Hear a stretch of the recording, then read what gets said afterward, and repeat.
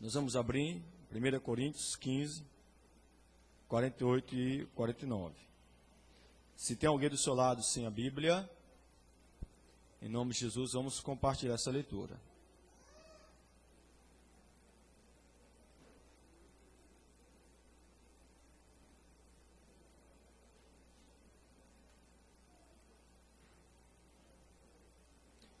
Vou pedir a todos que façam silêncio, amém? Nós vamos ler a palavra de Deus. Como foi o primeiro homem, o terreno, tais são também os demais homens terrenos. E como é o homem celestial, tais também os celestiais. E assim como trouxemos a imagem do que é terreno, devemos trazer também a imagem do celestial. Irmãos, esse texto está falando aqui de dois homens, Adão e Jesus Cristo. A Bíblia diz que o pecado de Adão trouxe a queda para toda a humanidade.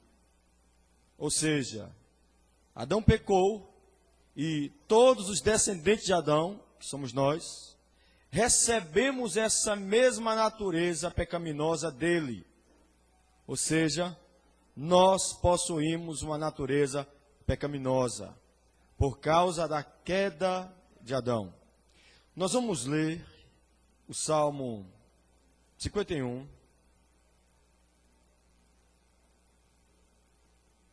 o versículo 5.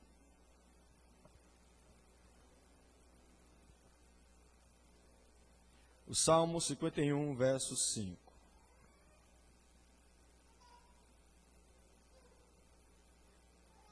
O rei Davi, ele vai confirmar essa verdade aqui. Ele vai mostrar que realmente toda a raça humana, todo ser humano, ele já nasce em pecado. Já nasce em pecado.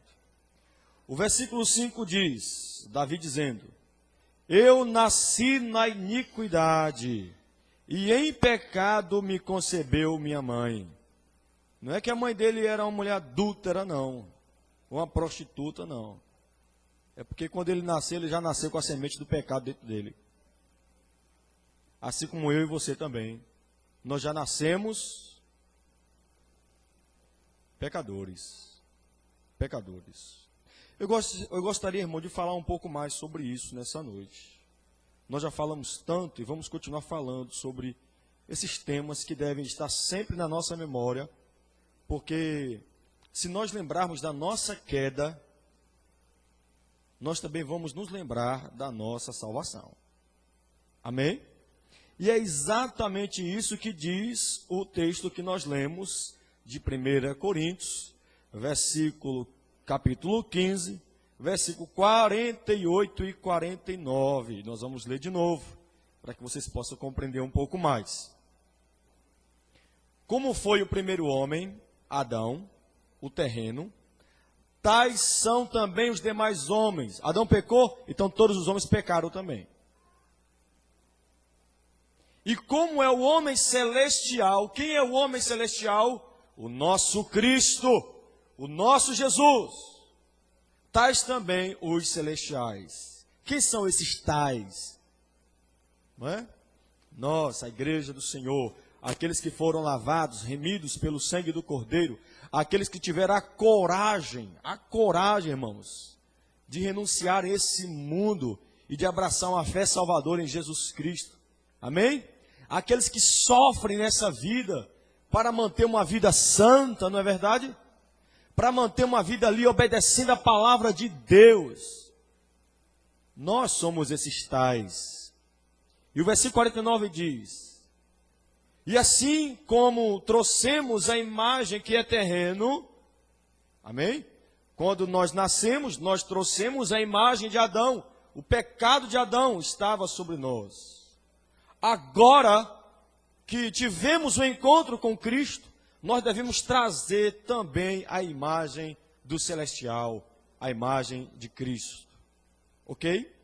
Então é sobre isso que nós vamos falar aqui nessa noite, sobre essa queda, sobre essa consequência da queda de Adão, o que trouxe para toda a humanidade. Como nós já lemos aqui, em consequência da queda, o homem, eu e você, nós nascemos em pecado. Nascemos em pecado. A Bíblia vai nos dizer também, no livro de Efésios, capítulo 2, versículo 3, que por conta dessa queda de Adão, nós nos tornamos filhos da ira de Deus. Nos tornamos filhos da ira. Somos filhos da desobediência de Adão. Somos filhos de Adão, somos descendentes de Adão. Então, toda a natureza pecaminosa que Adão teve um dia, nós temos. Essa consequência passou para toda a raça humana. Nós talvez não podemos compreender isso muito bem, claramente, mas é o que está escrito na palavra de Deus. Nos tornamos filhos da ira, nascemos em pecado. E no livro do Gênesis, capítulo 6, versículo 5, o 8, 21, Jeremias 16, 12, Mateus 15, 19, diz que toda a raça humana possui um coração maldoso, um coração cheio de maldade. Cheio de maldade. Tudo isso por conta da queda de Adão. No livro de Efésios 4, 18, diz que o coração da raça humana é cego. O ser humano, ele é cego para as verdades bíblicas. O ser humano, por si mesmo, ele não consegue contemplar os mistérios de Deus, as revelações de Deus, os planos de Deus para essa humanidade, porque a humanidade possui um coração cego. Romanos 8, do 5 ao 7, diz que por conta dessa queda também de Adão, nós temos uma mente depravada, uma mente obscurecida pelo pecado, uma mente dominada pelo pecado. A única coisa que nós conseguimos pensar de nós mesmos é o pecado. Se nós estamos pensando alguma coisa boa, essa coisa boa não provém da nossa natureza humana. Se tem alguém aqui que pensa alguma coisa boa na sua vida, essa coisa boa está vindo de Deus através da graça comum. Não da graça especial, mas da graça comum.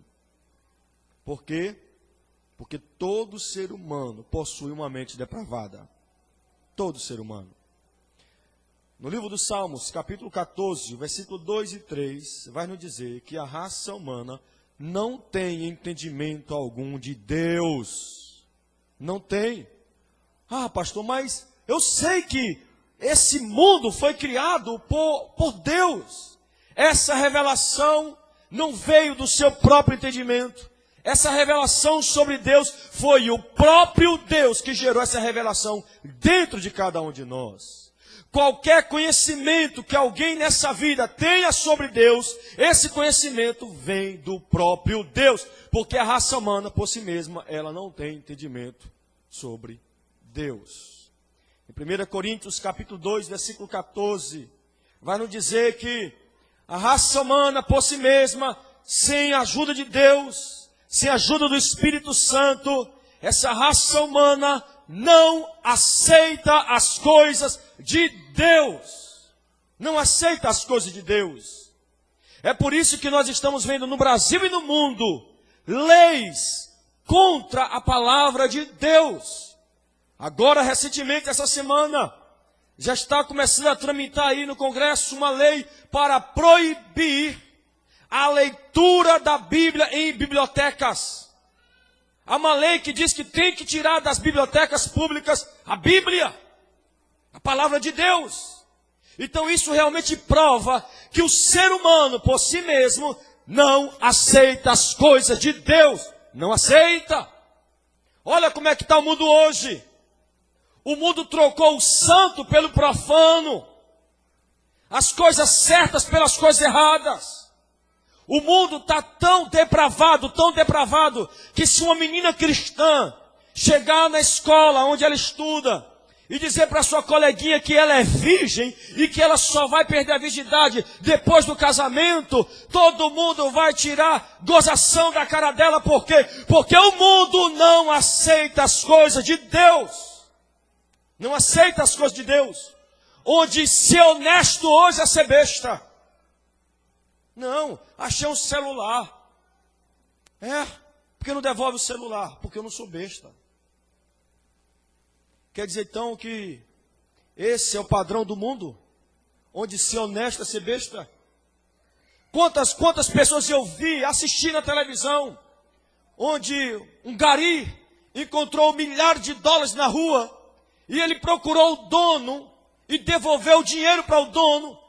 E nessa entrevista sobre essa situação que aconteceu, eu vi pessoas dizendo que ele foi besta, que ele foi tolo em devolver aquele dinheiro.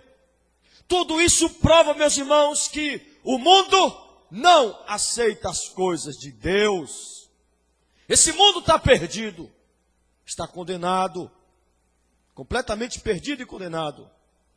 Somente Deus pode trazer solução para esse mundo. A Bíblia diz também que por conta da queda de Adão, a consequência que todos nós sofremos hoje é que toda a raça humana, de acordo com Romanos 6,19, ela é escrava do pecado. Escrava do pecado. Olha para você, olha para mim, olha para nós. Antes de ter um encontro com Jesus, olha para a nossa vida, como éramos, o que fazíamos. Olha, talvez você que está aqui hoje e ainda não teve um encontro real com Cristo. Eu não estou falando de você saber sobre Cristo, ter um conhecimento sobre Cristo. Não, eu estou falando de algo real. Algo real, algo poderoso, algo visível na sua vida, no seu relacionamento pessoal com Jesus. É disso que eu estou falando. E não apenas você saber que Jesus é o Filho de Deus, não, mas você tem intimidade com esse Cristo. Olha para você. Você ama Jesus, você adora Jesus. Quando nós cantamos canções para Jesus, o que você faz quando cantamos canções para Jesus? Você canta para Jesus, você adora Jesus. Sabe por que muita gente não faz isso? Porque ela é escrava do pecado. Você sabe por que tem muita gente no mundo que não quer ser crente? Ser crente não é para mim não. Porque é escrava do pecado. Escrava do pecado. Quantas pessoas vocês conhecem que entram na igreja e saem, entram na igreja e saem, entram na igreja e saem, entra e sai, entra e sai, entra e sai. Por quê? Por que essa onda toda? Entra e sai, por quê? Porque são escravos do pecado, ainda não foram libertos. Crente peca. Eu faço essa pergunta para vocês. Um crente peca, crente verdadeiro, santo, justificado pelo sangue do Cordeiro, peca sim. Mas um crente justificado, santificado, regenerado pelo sangue do Cordeiro, ele pode pecar, mas ele não é escravo do pecado. Ele não vive ali atormentado por aquele pecado, deixando que o pecado fique subjugando a vida da pessoa. Não. Porque nós temos autoridade através do nome de Jesus Cristo. O nome de Jesus é poderoso para nos libertar. Aleluia. Aleluia. Então você que está me ouvindo aqui nessa noite, não seja mais escravo do pecado. Se liberte nessa noite. Não seja mais escravo. A Bíblia vai dizer para nós em 2 Timóteo 2:26 que a raça humana não é apenas escrava do pecado, mas também é escrava, olha o que eu vou lhe dizer aqui, viu? Escrava do diabo. A raça humana faz a vontade do diabo. Às vezes nem sabe que está fazendo a vontade do diabo, porque não tem esse conhecimento, mas estão fazendo a vontade do diabo. Estão andando no caminho do diabo. Estão fazendo as coisas que o diabo gosta. Essas são as consequências da queda para o homem. A Bíblia vai dizer também que a raça humana, por conta da queda de Adão, de acordo com o livro Evangelho de João, capítulo 3, versículo 19, diz que a raça humana ama mais as trevas do que a luz. A raça humana não gosta de igreja.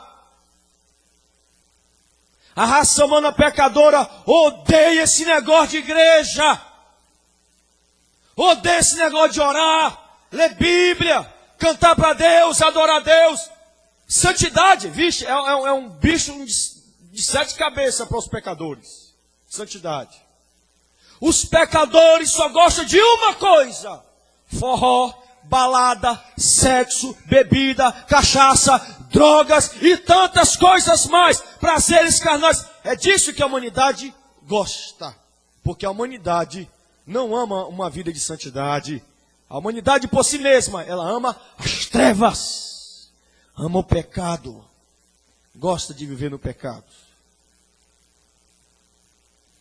E por conta disso, a Bíblia vai nos dizer também, em Romanos 3,18, que a raça humana não tem temor a Deus. Não tem temor a Deus. Não tem. Aí você vai encontrar pessoas que, como está acontecendo ali na minha casa agora lá, um vizinho meu, botando músicas pornográficas no mais alto som. Eu tenho até vergonha de dizer a letra da música aqui para você. Eu tenho vergonha de dizer. Porque eu estava ouvindo aquele negócio lá. Eu tive de ligar o som da minha casa bem alto para os meus filhos não aprenderem aquele negócio lá. E aquilo ali prova. Aquilo ali é uma prova do que está escrito na Bíblia. Aquilo ali é uma prova que essa raça humana depravada, pecaminosa, que odeia Deus, que odeia a luz e que ama as trevas, eles não têm temor a Deus. Irmão, sabe por que eu não boto essas músicas aí no meu som da minha casa? Não é porque eu não gosto apenas, não. É porque eu temo a Deus. Eu temo a Deus. Quem teme a Deus aí, irmão? Você tem coragem de botar aquelas músicas na sua casa? Tem? Ah, fala a verdade, viu, filhinho? Fala a verdade, viu?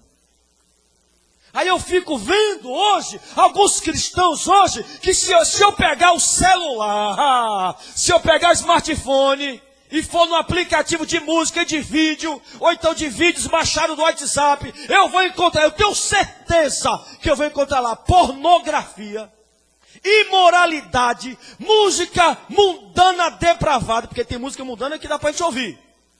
Tem música mundana aí boa, que dá pra ouvir. Mas música mundana que tem letra pornográfica. Se eu pegar o celular de gente aqui, eu vou encontrar. Pornografia. Por que isso? Porque essas pessoas não têm temor a Deus. Não estão nem aí para Deus, a verdade é essa. Não estou nem aí para Deus. São pessoas que dizem o seguinte: faça da minha vida o que eu quiser. Você faz agora da sua vida o que você quiser. Mas no dia do juízo final, no dia do juízo final, eu quero ver para onde é que você vai correr. Claro, se você não se arrepender antes. Aí a Bíblia também vai provar uma coisa para nós aqui, onde os arminianos não concordam, somente os calvinistas concordam com isso aqui. E eu sou um calvinista, como bom presbiteriano, eu concordo totalmente com o que está escrito em Gênesis 6, versículo 5, em Gênesis 7, 18, que diz que a raça humana é totalmente depravada. A raça humana ela é completamente depravada, completamente. Completamente. Ou seja, não há nada de bom na raça humana aos olhos de Deus, aos olhos de Deus. Aos olhos de Deus. A Bíblia diz que a melhor obra que um ser humano fizer aqui nessa terra, aos olhos de Deus, não passa de trapo de imundícia. Eu estou falando da melhor obra. Me diga algumas pessoas aqui que realizaram grandes obras nesse mundo. E eu vou te dizer que, de acordo com a Bíblia, aquilo ali não passa de trapo de imundícia. Me apresente as obras de Mandela, Irmã Dulce. Quem mais? Alguém aí que trabalhou muito nessa área social. Eu conheço a irmã Mandela, a irmã Dulce, aquela Madre Teresa, né? O que mais? Tem aquele santo da Igreja Católica, como é que é o nome dele? Francisco de Assis, Ayrton Senna, que realizou grandes obras também, obras sociais magníficas. A Bíblia diz, você concorda ou não com isso, meu querido? Ok? Mas a Bíblia diz, eu creio na Bíblia, e a Bíblia diz, aos olhos de Deus, a melhor obra que o ser humano realizar aqui nessa terra, aos olhos de Deus, não passa de trapo de imundícia. Porque a raça humana, ela é totalmente depravada. Em Efésios 2:1, vai nos dizer que a raça humana, como consequência da queda, do pecado original, ela está morta em pecados. Morta. Querido, isso aqui traz uma grande revelação para você, sabia? E para mim também. Porque, de acordo com Efésios 2:1, onde diz que a consequência do pecado adâmico para a humanidade é que a humanidade agora está morta aos olhos de Deus. Morta. O que é uma pessoa morta? Uma pessoa morta sente desejo de alguma coisa. Uma pessoa morta sente vontade de fazer alguma coisa.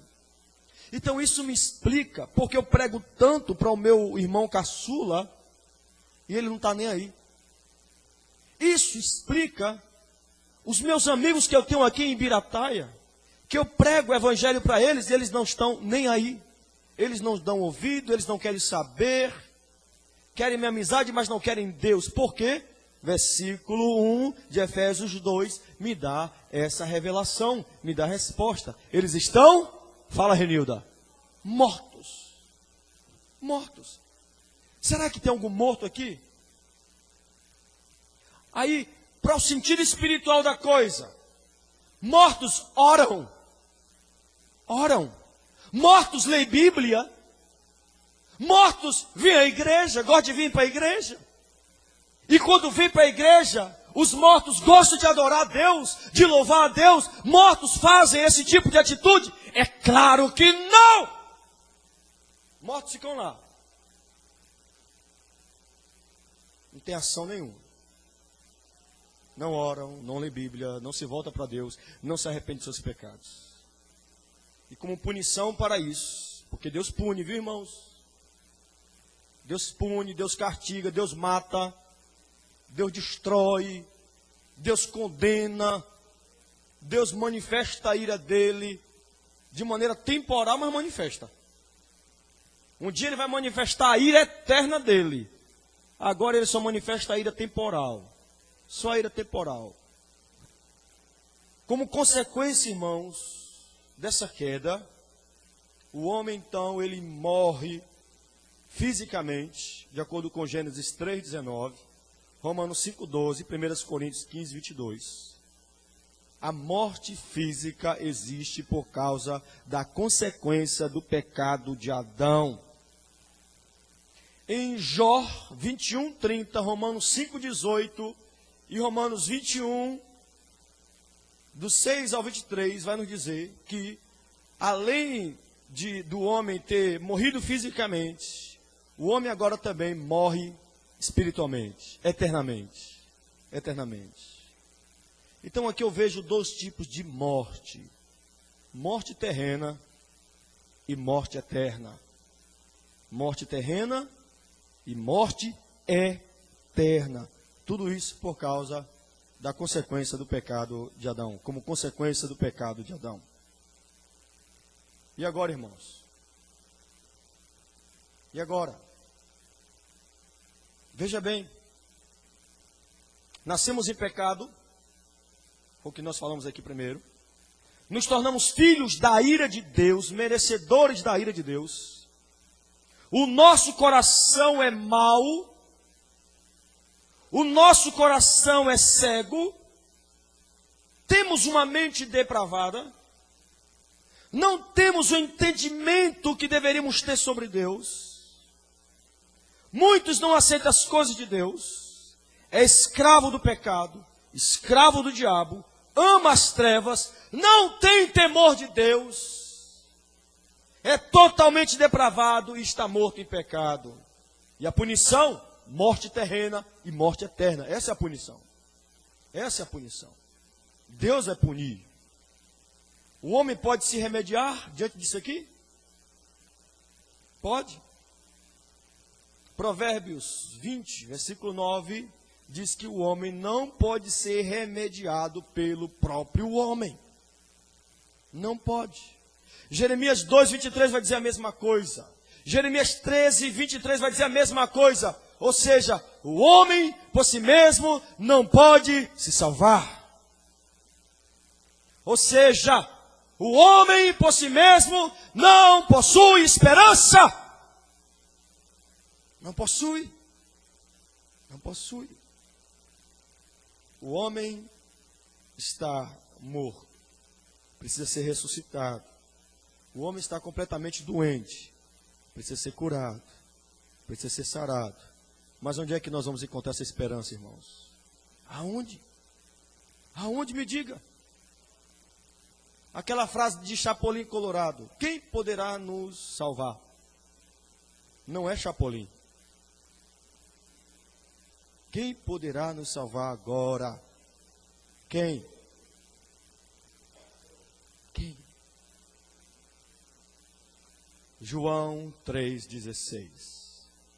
Porque Deus amou ao mundo.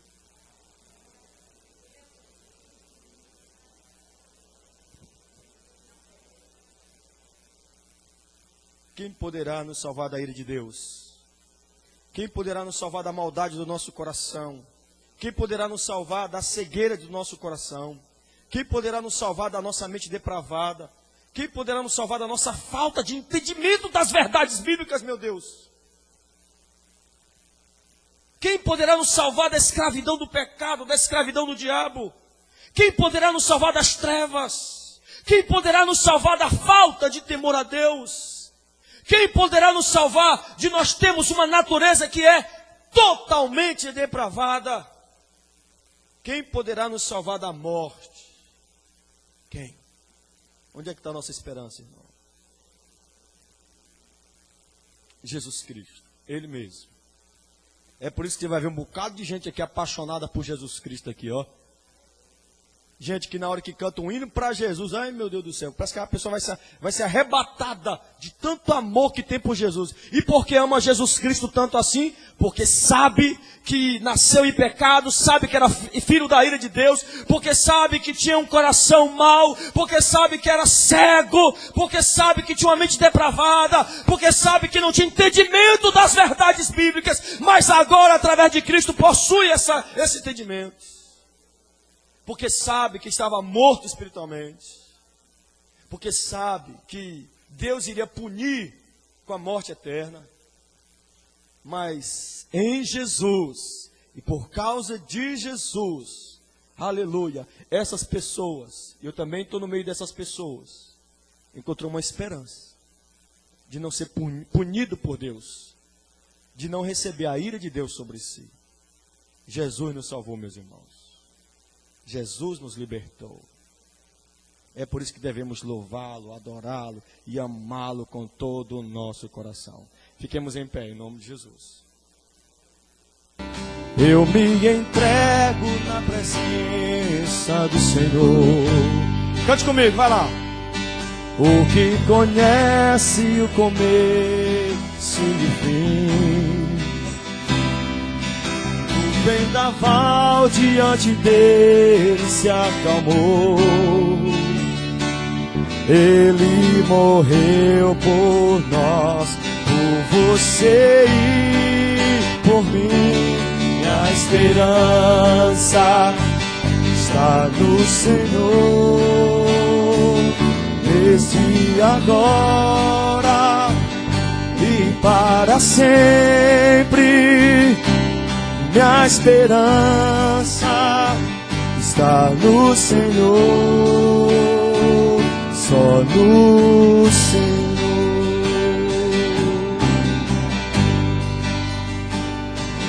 Tua misericórdia vem no amanhecer, para encontrar aquele que se arrependeu. traz o perdão, liberta o coração, e quem nele confiar, a paz encontrará. E a esperança está no Senhor, desde agora e para sempre. Aleluia! E a esperança está no Senhor, só no Senhor.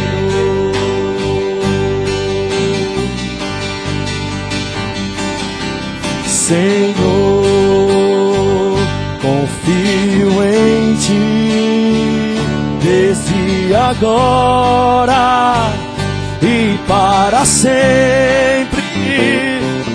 Minha esperança está no Senhor, só no Senhor.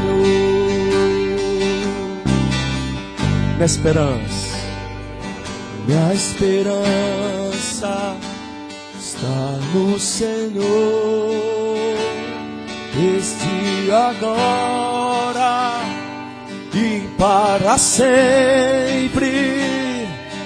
Minha esperança está no Senhor, só no Senhor. Ontem, no culto de ontem à noite, uma pessoa me procurou. Pastor, eu quero um pedido de oração. Quero fazer um pedido de oração. Faça. Eu quero pedir oração pela vida financeira do meu marido. E eu disse para aquela pessoa: o problema do seu marido não é grana. O problema do seu marido não é dinheiro. O problema do seu marido é outro. É outro. Qual é, pastor, o problema do meu marido?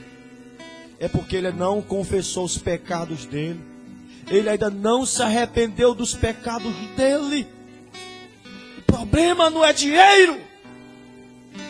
O nosso maior problema, meu irmão, não é nem o pecado, é a falta de confissão dele. Porque quando nós confessamos os nossos pecados, amém? Quando nós transferimos os nossos pecados para Jesus, porque Ele é o Cordeiro, amém? No Antigo Testamento era assim: mão na cabeça de um bode, mão na cabeça do Cordeiro. Passávamos o nosso pecado para aquele Cordeiro, e o Cordeiro era morto em nosso lugar. Hoje, nós podemos levantar nossas mãos, amém? E confessar os nossos pecados para quem? Para Jesus. Ele já foi morto e já ressuscitou. E quando nós confessamos os nossos pecados, o que é que diz a Bíblia? Quando a igreja confessa os seus pecados e se arrepende, o que é que diz a Bíblia, meus irmãos? Nós alcançamos a misericórdia de Deus. Nós alcançamos o perdão de Deus através da nossa esperança, que é Jesus Cristo. Minha esperança é o Senhor.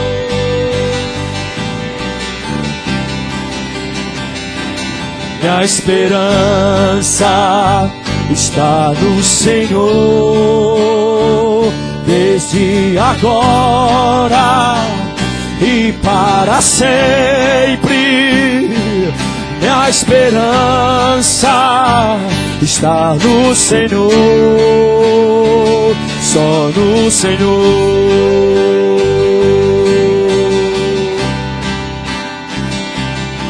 A esperança, sua igreja está no Senhor, desde agora e para sempre. Aleluia!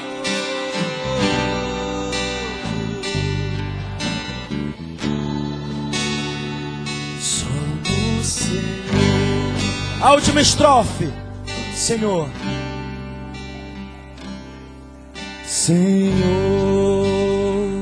confio em ti, desde agora e para sempre. Minha esperança está no Senhor.